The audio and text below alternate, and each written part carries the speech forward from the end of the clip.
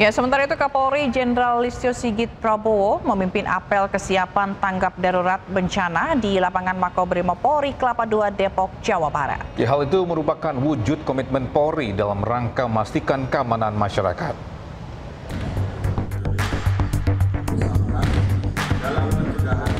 Kapolri Jenderal Listio Sigit Prabowo memimpin apel kesiapan tanggap darurat bencana di lapangan Makobrimob Polri Kelapa II Depok, Jawa Barat. Apel serentak ini dilakukan di seluruh Indonesia atau Polda jajaran. Kegiatan ini diikuti ratusan ribu personel Korps Bayangkara. Kapolri menegaskan, apel ini dilaksanakan untuk memberikan pengarahan kepada personil kepolisian dalam menghadapi segala bentuk bencana alam yang terjadi di Indonesia. Mempersiapkan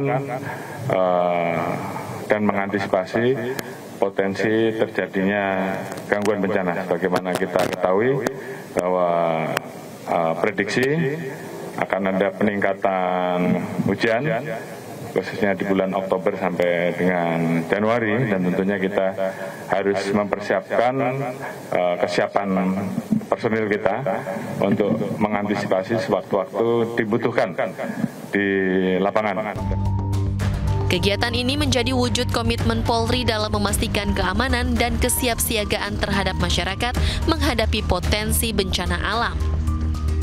Dari Depok, Jawa Barat, Muhammad Revi Sandi, iNews melaporkan.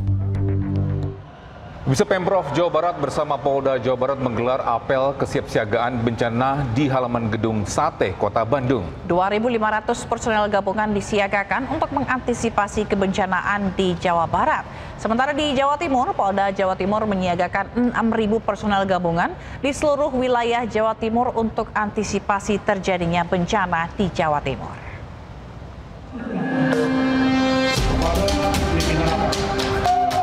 Untuk mengantisipasi cuaca ekstrim yang diperkirakan melanda sejumlah daerah di Jawa Barat, pemerintah Provinsi Jawa Barat bersama Polda Jawa Barat menggelar apel kesiapsiagaan bencana di halaman Gedung Sate, Kota Bandung. 2.500 personil disiagakan di 27 kota kabupaten untuk menghadapi potensi bencana alam. Dan kemudian juga kami akan menyiapkan seluruh komponen jaringan kesiapsiagaan di 5 kantor gubernur wilayah. Kita akan menyiapkan di Bogor, kita menyiapkan di Garut, menyiapkan di wilayah Purwakarta, menyiapkan di Cirebon, dan yang terakhir kan di sini di Bandung. Pendirian posko ini tadi kami bicara, ini kita perlu koordinator dan sudah direspon oleh Pak Gubernur. Nanti dari provinsi yang menjadi koordinator, jadi ada satu core center, nanti beranggotakan kita semua. Sementara di Jawa Timur memasuki puncak musim penghujan, Polda Jatim, TNI, Basarnas, dan Pemprov Jatim mensiagakan 6.000 personel gabungan mewaspadai bencana di cuaca ekstrim. Pengecekan peralatan kesiapsiagaan bencana dan SAR serta kesiapan 1.400 personel gabungan perwakilan dari seluruh daerah di Jawa Timur telah dilakukan. Di sini pun kami berkolaborasi dengan Pemda, dengan teman-teman TNI, dengan BNPB dan semua stakeholder yang terkait, termasuk masyarakat kami libatkan juga. Dan ini pun juga dengan kesiapan yang ada pada saat ini kita di Polda ini ada 1.400 yang kita apelkan gabungan dari berbagai instansi, dan kemudian pun serentak di seluruh jajaran Polda, Polres-Polres juga melaksanakan kegiatan. Ini kurang lebih ada 6.000 yang mengikuti kegiatan kesiapan ini dengan harapan paling tidak kita sudah mempersiapkan diri. Diharapkan dengan kesiapan personel penanggulangan bencana, langkah antisipasi bisa dilakukan dan meminimalisir korban jiwa jika terjadi bencana alam. Dari Bandung dan Surabaya, Tim Liputan iNews melaporkan.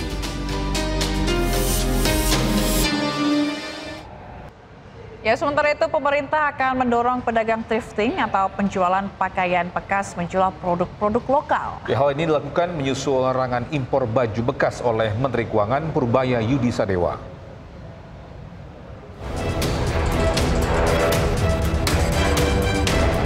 Kementerian Usaha Mikro Kecil dan Menengah mendapat tugas dari Presiden RI Prabowo Subianto untuk siapkan produk substitusi bagi pedagang thrifting menyusul penertiban impor pakaian bekas yang dilarang dalam aturan perdagangan.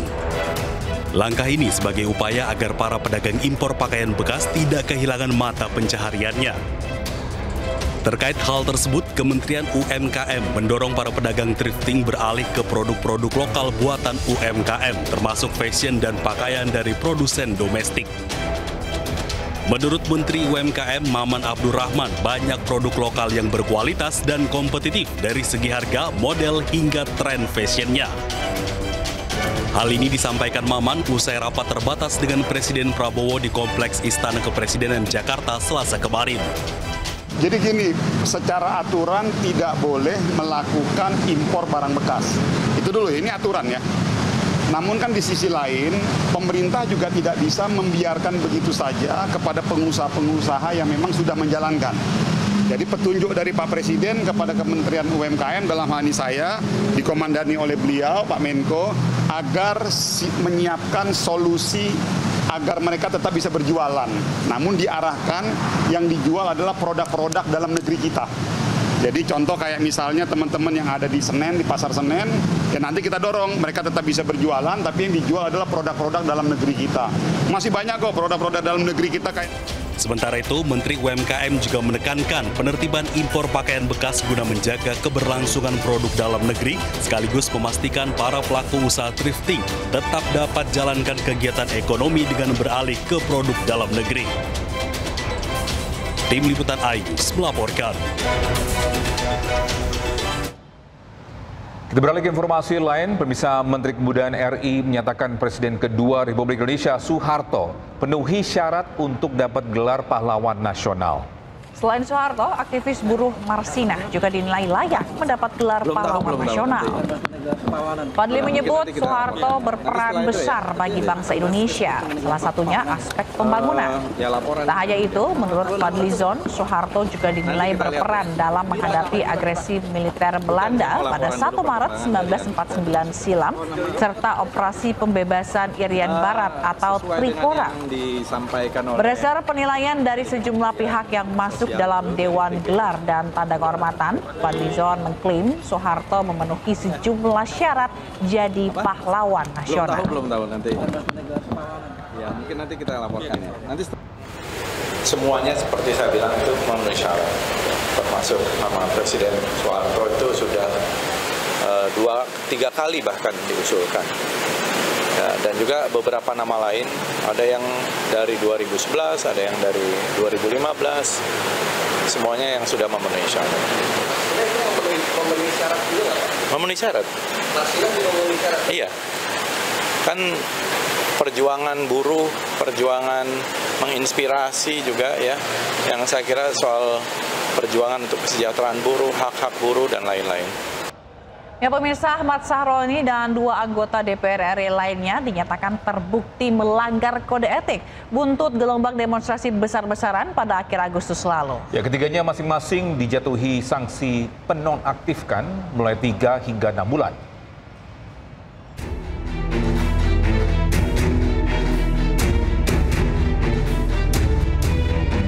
Mahkamah Kehormatan Dewan DPR RI menjatuhi sanksi penonaktifan kepada 3 anggota DPR RI buntut gelombang demonstrasi besar-besaran pada akhir Agustus lalu.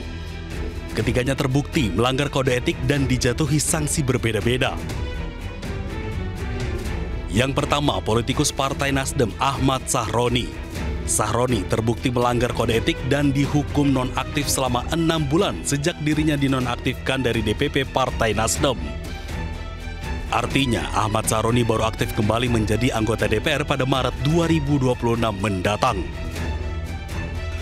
Selain Ahmad Sahroni, politikus Partai Amanat Nasional PAN Eko Hendro Purnomo atau Eko Patrio juga dihukum nonaktif selama 4 bulan karena terbukti melanggar kode etik. Artinya, Eko Patrio baru aktif kembali menjadi anggota DPR pada Januari 2026 mendatang. Selain itu, Mahkamah Kehormatan Dewan juga menghukum politikus Partai Nasdem Nafa Urbah. Nafa terbukti melanggar kode etik dan dihukum nonaktif selama 3 bulan. Nafa baru aktif kembali menjadi anggota DPR pada Desember 2025 mendatang. Selain 3 anggota DPR yang terbukti melanggar kode etik, MKD DPR juga memutuskan untuk mengaktifkan kembali politikus Partai Golkar, Adis Kadir. MKD menyebut Adis Kadir dinyatakan tidak terbukti melanggar kode etik. Sementara itu, politikus Partai Amanat Nasional Surya Utama atau Uya Kuya juga dinyatakan tidak terbukti melanggar kode etik. MKD DPR memutuskan untuk mengaktifkan kembali Uya Kuya sejak tanggal putusan dibacakan. Sebelumnya pada akhir Agustus lalu, 5 anggota DPR tersebut dinonaktifkan dari partai politiknya masing-masing karena sikap dan pernyataannya dianggap kontroversial hingga memicu aksi demonstrasi besar-besaran yang terjadi pada akhir Agustus lalu. Ya, usai jalani sidang etik, Surya Utama atau Uya Kuya menyampaikan menerima dan menghargai keputusan MKD dan menjadikan peristiwa yang terjadi sebagai pembelajaran. Sementara Eko Hendro Purnomo enggan memberikan pernyataan dan hanya mengungkapkan terima kasih kepada MKD sambil meninggalkan awak media. Aku nggak bisa komentarin yang lain, cuman ibaratnya kan kita menghargai dan MKD tentu saya sangat profesional sekali, sangat objektif, dan apa yang diputuskan itu memang sesuai dengan bukti-bukti dan juga saksi ahli yang sudah memberikan keterangan ya, dan saksi-saksi lain ya. Ya pasti kita semua manusia pasti harus belajar lah. Berarti setelah ini diserahkan kepada Mahkamah Partai maksudnya? Iya, diserahkan pada Mahkamah Partai. Itu aja, saya nggak bisa ngomong panjang-panjang dulu. Yang tahu saya bukan baru keluar sini, jadi sebelum tahu belum koordinasi apa-apa. Iya, nanti. Ya.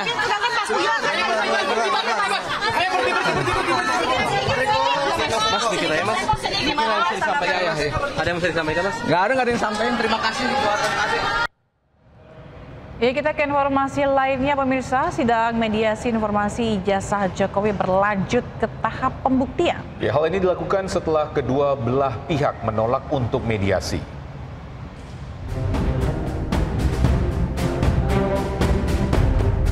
Majelis Hakim Komisi Informasi DKI Jakarta menggelar sidang perdana gugatan yang dilayangkan pengamat kebijakan publik Bonatua Silalahi pada Rabu siang. Bonatua menggugat Lembaga Kearsipan Daerah atau LKD Jakarta lantaran tak memiliki salinan ijazah Jokowi yang digunakan mendaftar sebagai calon gubernur DKI Jakarta 2012. Dalam sidang perdana, kedua belah pihak menolak melakukan mediasi sehingga sidang dilanjut ke tahap pembuktian. Tapi kita bicara soal kebenaran ilmiah. Apakah ijazah itu betul-betul ada atau tidak? Dan hari ini kami kecewa. Maka kemudian kami mengambil sikap untuk tidak menempuh mediasi, tetapi langsung kepada pemeriksaan pokok perkara, membuktikan dalil-dalil pemohon dan membuktikan dalil-dalil termohon. Dan nanti pada saat sidang berikutnya kami sudah akan mengajukan. Selanjutnya, sidang lanjutan dengan agenda pembuktian rencananya akan digelar pada Desember mendatang. Dari Jakarta, Tim Liputan iNews melaporkan.